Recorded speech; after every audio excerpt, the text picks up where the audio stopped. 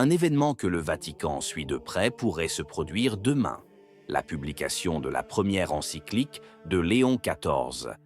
Et la date choisie, le 15 mai 2026, semble, pour de nombreux catholiques, revêtir une signification qui dépasse largement le simple hasard. Le 15 mai est la date la plus chargée historiquement dans la doctrine sociale de l'Église. Voici ce que nous savons avec certitude. C'est le jour où Léon XIII a signé Rerum Novarum en 1891.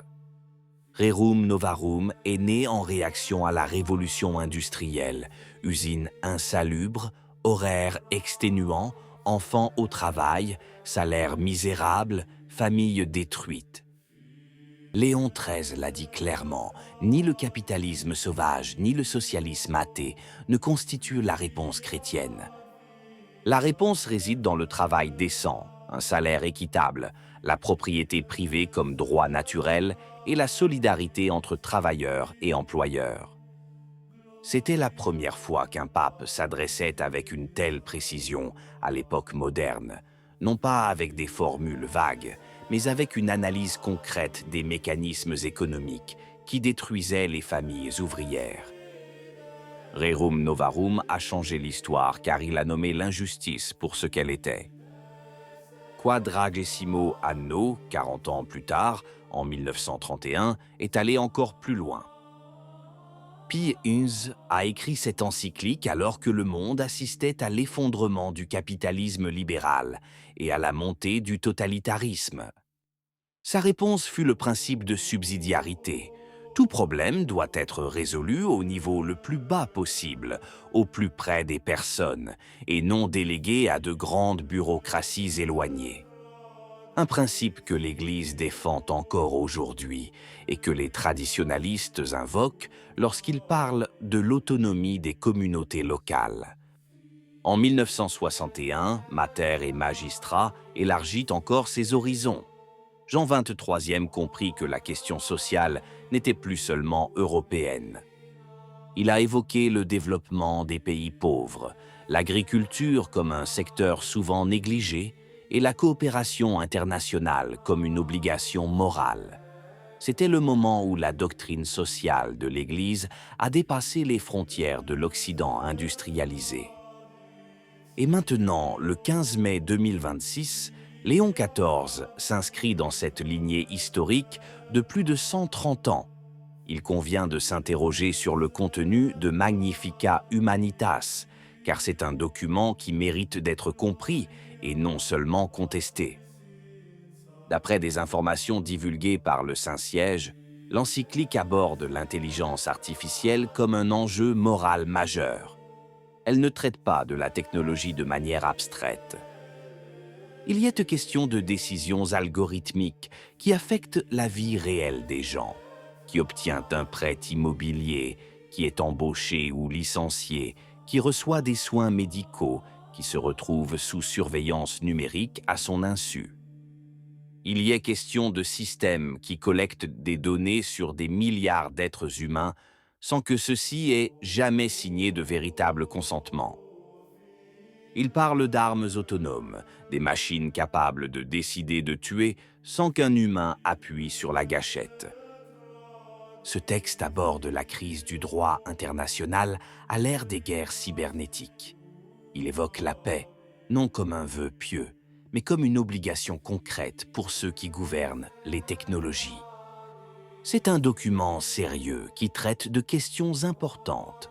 Aucun traditionnaliste honnête ne peut prétendre que ces questions n'ont aucune importance.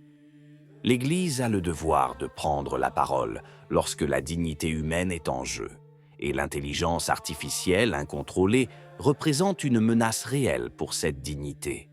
Et c'est là que les choses se compliquent considérablement. Car Magnificat Humanitas ne parle pas de la messe, elle ne parle pas de la famille, elle ne parle pas de Traditionis Custodes, elle n'aborde pas la question de la FSSPX, elle ne dit pas un seul mot clair sur la communion des divorcés remariés. Cela ne répond pas aux questions que des millions de catholiques traditionalistes se pose depuis des années, voire des décennies. Joseph Shaw, président de la Latin Mass Society d'Angleterre et du pays de Galles, écrivait en X, le 11 mai 2026, ces mots: « Une excellente encyclique sur l'intelligence artificielle et la dignité humaine.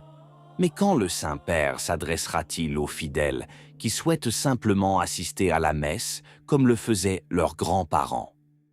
Une question qui résume ce que pensent en silence des centaines de milliers de fidèles.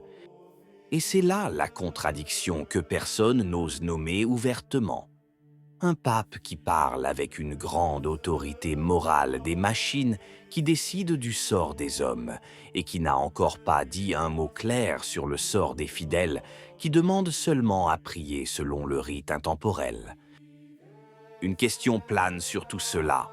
Léon XIV est-il prêt à rouvrir la porte que François a fermée en 2021? Ou bien le silence sur la messe traditionnelle elle-même est-il une réponse? Arrêtons-nous un instant.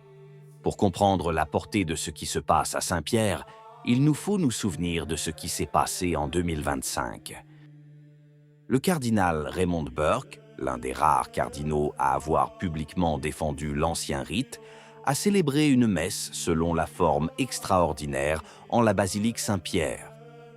C'était la première messe solennelle traditionnelle célébrée dans ces nefs depuis 2021, date à laquelle Traditionis Custode avait pratiquement banni ce rite des espaces les plus visibles de l'Église. L'événement fit la une des journaux dans le monde traditionnaliste.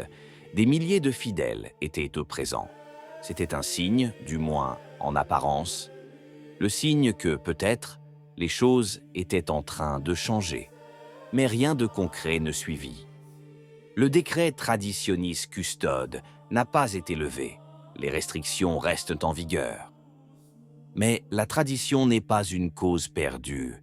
Elle est une racine qui ne cesse jamais de nourrir.